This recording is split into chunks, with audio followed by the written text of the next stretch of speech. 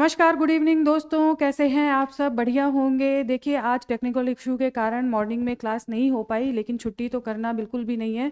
तो शाम को आज क्लास हो रही है, तो थोड़ा सा आपको अगर प्रॉब्लम हुई होगी तो मैनेज कर लीजिए, क्योंकि कई बार टेक्निकल इश्यूज सामने आ जाते हैं, जिसकी वजह से ये सारी समस्याओं की वजह से थोड़ा लेट हो जाता है कभी कभी। ठीक है, तो कोई बात नहीं, अपना क्लास पूरा करेंगे हम लोग और फोकस होकर के बैठ जाइए। आज है 25 नवंबर, दिन मंगलवार, तो बिल्कुल स्टार्ट करते हैं, लेकिन उससे पहले प्लीज़ चैनल को सब्सक्राइब करना ना भूलें। तो आ जाइए, देखते हैं। आज सबसे पहले हम लोग, बल्कि आज नहीं, डेली ही करते हैं। अभी हम लोग सबसे पहले रिवीजन स्टार्ट करते हैं। ठीक है, रिवीजन थोड़ा सा क्वेश्चंस देख लेते हैं।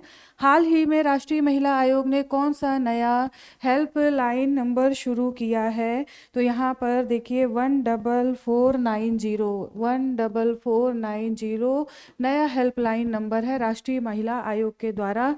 तो इसको याद रखिए, ये नंबर भी पूछा जाता है। संयुक्त राष्ट्र पर्यटन का नेतृत्व करने वाली पहली महिला कौन बनी है? तो उनका नाम है शेखा नासिर अल नुवैस। ठीक है, शेखा नासिर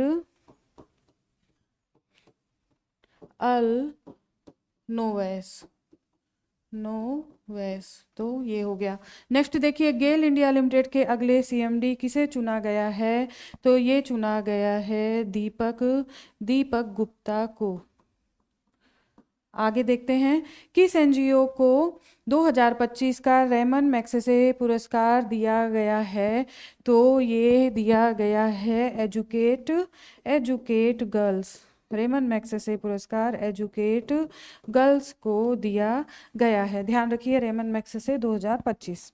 नेक्स्ट देखिए, ओजू जल विद्युत परियोजना को किस राज्य में मंजूरी प्राप्त हुई है? अरुणाचल प्रदेश में मंजूरी प्राप्त हुई है, और ये अरुणाचल प्रदेश में, और ये किस नदी पर है? तो आपको पता होगा, नहीं पता है क्योंकि रिवीजन है, हो सकता है भूल गए हूँ। तो सुबनसिरी नदी पर। ठीक है, सुबनसिरी नदी पर ये परियोजना है, ओजू जल विद्युत परियोजना। इसके अलावा आप देखिए, ये 2200 मेगावाट की जल विद्युत परियोजना है। नेक्स्ट देखिए, भारतीय सेना के पश्चिमी कमान द्वारा हरिद्वार के दुर्गम क्षेत्रों में किया गया सैन्य अभ्यास, तो वो है आपका राम प्रहार सैन्य अभ्यास। नेक्स्ट देखिए, विश्व शौचालय दिवस 2025 पर हमारा शौचालय हमारा भविष्य अभियान किस मंत्रालय के द्वारा शुरू किया गया? तो ये मंत्रालय का नाम है जल शक्ति मंत्रालय। जल शक्ति मंत्रालय के द्वारा इसे प्रारंभ किया गया विश्व शौचालय दिवस के दिन। आ जाइए, आगे देखते हैं। अटल कैंटीन का शिलान्यास हाल ही में किस राज्य केंद्र शासित प्रदेश के तिमारपुर क्षेत्र में किया गया? मुख्यमंत्री रेखा गुप्ता के द्वारा दिल्ली में। ठीक है, तिमारपुर क्षेत्र, अटल कैंटीन, दिल्ली। नेक्स्ट, अमेरिका के किस सांसद ने राष्ट्रपति ट्रंप के सार्वजनिक विवाद के बाद इस्तीफा दिया है? तो इनका नाम है मार्जोरी टेलर ग्रीन। ठीक है, मार्जोरी टेलर ग्रीन, जो कि जॉर्जिया से सांसद थी। नाम ध्यान रखिए, ऐसे क्वेश्चन अक्सर पूछे जाते हैं। नेक्स्ट देखिए, कर्नाटक में नवाचार को बढ़ावा देने के लिए कौन सी योजना शुरू की गई? तो इस योजना का नाम है लीप योजना। ठीक है, लीप योजना, और ये 1000 करोड़ रुपए के साथ स्टार्ट की गई कर्नाटक राज्य में। अब आ जाइए, अपने क्वेश्चन पर आ जाते हैं और देखते हैं आज का पहला प्रश्न क्या है। तो स्टार्ट करते हैं। ब्रिटिश भारतीय जासूस नूर इनायत खान को किस देश ने डाक टिकट जारी कर सम्मानित किया? राइट आंसर है यहाँ पर फ्रांस। ठीक है, फ्रांस के द्वारा ये डाक टिकट जारी किया गया है। अब आपको पता होना चाहिए ये नूर इनायत खान कौन है। देखिए, टीपू सुल्तान की वंशज हैं ये। नूर इनायत खान टीपू सुल्तान की वंशज रही हैं, और इन्होंने फ्रांस की सेना में काम किया था। टीपू सुल्तान की वंशज फ्रांस की सेना में काम करते हुए नाजियों के विरुद्ध, यानी कि जर्मनी के विरुद्ध इन्होंने काम किया था। जासूस के रूप में काम किया था, स्पाई के रूप में इन्होंने काम किया था, और तब जाकर के ये उसी के बाद से नाजियों के द्वारा पकड़ी गई और इन्हें फांसी भी दी गई थी। ठीक है, तो इम्पॉर्टेंट हो जाता है नूर इनायत खान, ध्यान रखिए। इसके अलावा इन्होंने ब्रिटेन की भी सेना में काम किया था। 30 वर्ष की आयु में मात्र इन्हें फांसी दे गई थी। तो आप देखिए, साहस की कितनी बड़ी वाली साहस का कितना बड़ा उदाहरण है नूर इनायत खान। और फिर टीपू सुल्तान की वंशज है तो साहस तो तय है, इनके ब्लड में ही है इनके साहस। तो आ जाइए नेक्स्ट क्वेश्चन देखते हैं। समाचार के अनुसार न्यायमूर्ति सूर्यकांत भारत के किस क्रमांक के मुख्य न्यायाधीश सीजेआई बनेंगे? तो 53वें क्रमांक के, यानी कि 53वें मुख्य न्यायाधीश के रूप में ये बैठेंगे भारत के। और देखिए इनका जो किसके बाद, तो बी आर गवई के रिटायरमेंट के बाद इन्होंने पद धारण किया है। राष्ट्रपति के द्वारा शपथ ग्रहण कराया गया, ठीक है, राष्ट्रपति के द्वारा। और इनका पद कब तक रहेगा? तो इनका पद रहेगा फरवरी 2027 तक, ठीक है, फरवरी 2027 तक पद पर बने रहेंगे। हरियाणा के, मूलतः हरियाणा के रहने वाले हैं सूर्यकांत जी, ठीक है। अब थोड़ा सा यहाँ पर देखिए, हम थोड़ा सा संवैधानिक प्रावधान के बारे में जानते हैं। आखिर नियुक्ति किस अनुच्छेद में है, क्या चीज़ें हैं, तो ये जानते हैं। सबसे पहले देखिए, अगर हम सीजेआई के बारे में बात करें तो यहाँ पर हो गया आपके सीजेआई, क्या आप सर्वोच्च न्यायालय, ठीक है, सर्वोच्च न्यायालय की जो बात की जाए तो वो आपका हो जाएगा भारतीय संविधान में भाग 5 में, ठीक है। भाग 5 में आपको सुप्रीम कोर्ट के बारे में देखने को मिलेगा। और नियुक्ति से लेकर जो भी प्रक्रिया है वो टोटल अनुच्छेद 124 से लेकर के 147 तक आपको देखने को मिलेंगी, ठीक है। भाग 5 के अनुच्छेद 124 से अगर हम नियुक्ति की बात करें तो 124 के दूसरे में, ठीक है, 124(2) में आपको सीजेआई की नियुक्ति के बारे में पता चलेगा। तो यहाँ पर ये हो गया सूर्यकांत जी का 53वें नंबर के मुख्य न्यायाधीश के रूप में नियुक्त हो चुके हैं। आ जाइए नेक्स्ट देखते हैं। भारतीय नौसेना का पहला स्वदेशी पनडुब्बी रोधी युद्धपोत INS माहे कहाँ शामिल किया गया? मुंबई में। यहाँ पर सेना प्रमुख, ठीक है, नौसेना प्रमुख उपेंद्र द्विवेदी के द्वारा समारोह का उद्घाटन किया गया, मुंबई में उद्घाटन किया गया। और देखिए माहे जो है अपने आप में ये पनडुब्बी रोधी जो पोत है ये टारगेट कर पाएगा, बिल्कुल साइलेंट किलर भी इसको बोला जा रहा है, साइलेंट किलर के रूप में भी आप ये भी ध्यान रखिए, साइलेंट किलर के रूप में इसे बोला जा रहा है। फिर इसका निर्माण देखिए कहाँ पर हुआ, तो इसका निर्माण किया गया कोच्चि शिपयार्ड लिमिटेड के द्वारा।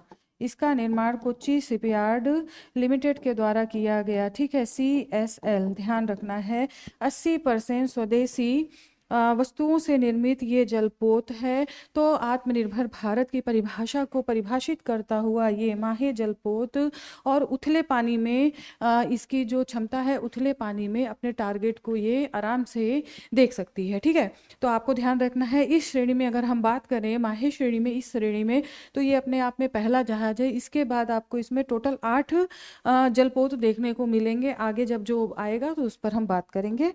फिलहाल नेक्स्ट क्वेश्चन देखिए। समाचार के अनुसार भारत का पहला AI जिला किसे घोषित किया गया? राइट आंसर है यहाँ पर सिंधु दुर्ग। ध्यान रखिए सिंधु दुर्ग पहला AI जिला। नेक्स्ट देखते हैं।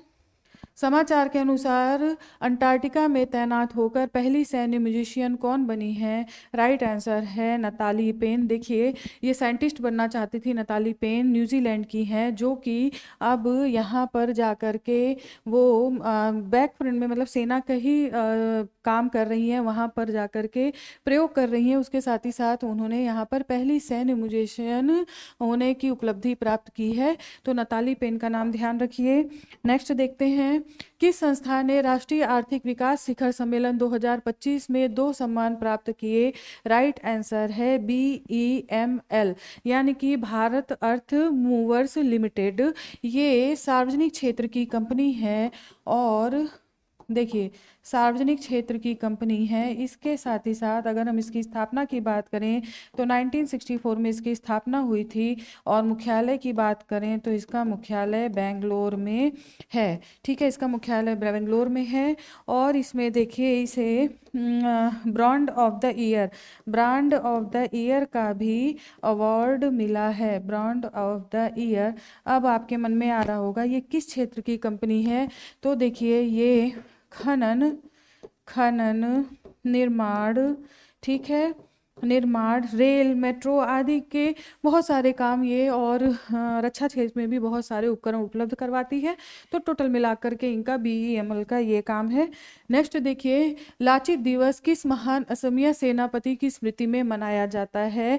राइट आंसर है यहाँ पर देखिए लाचित बोरफुकन। आपको हो सकता है ये लाचित दिवस में लाचित नाम या ऐसा कुछ हटा दिया जाए, तो आपको बोरफुकन पूरा चीज़ याद होना चाहिए। इसके अलावा देखिए आखिर ये दिवस मनाया कब जाता है?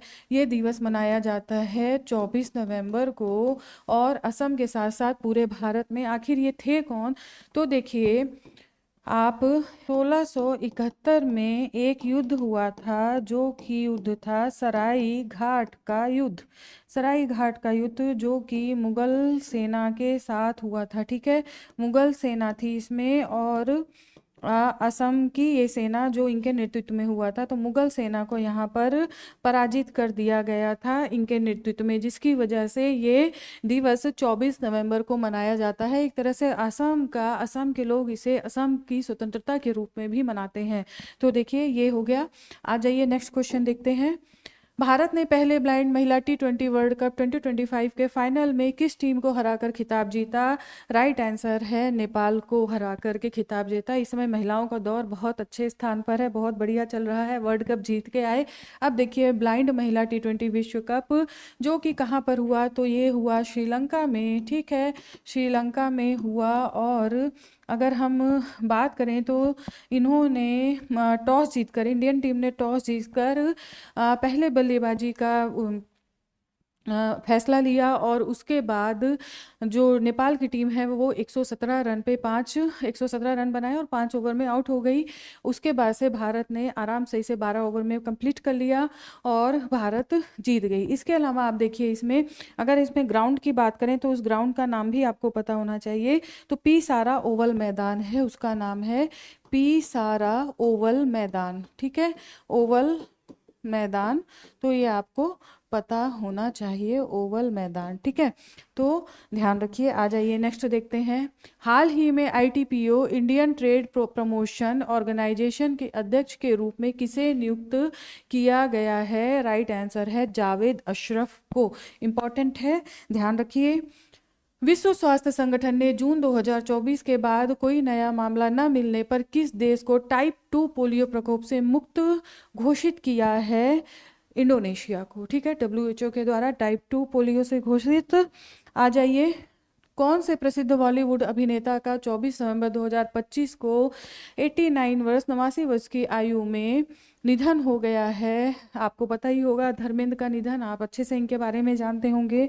नेक्स्ट देखिए, 2025 ऑस्ट्रेलियन ओपन सुपर 500 बैडमिंटन खिताब किस भारतीय खिलाड़ी ने जीता?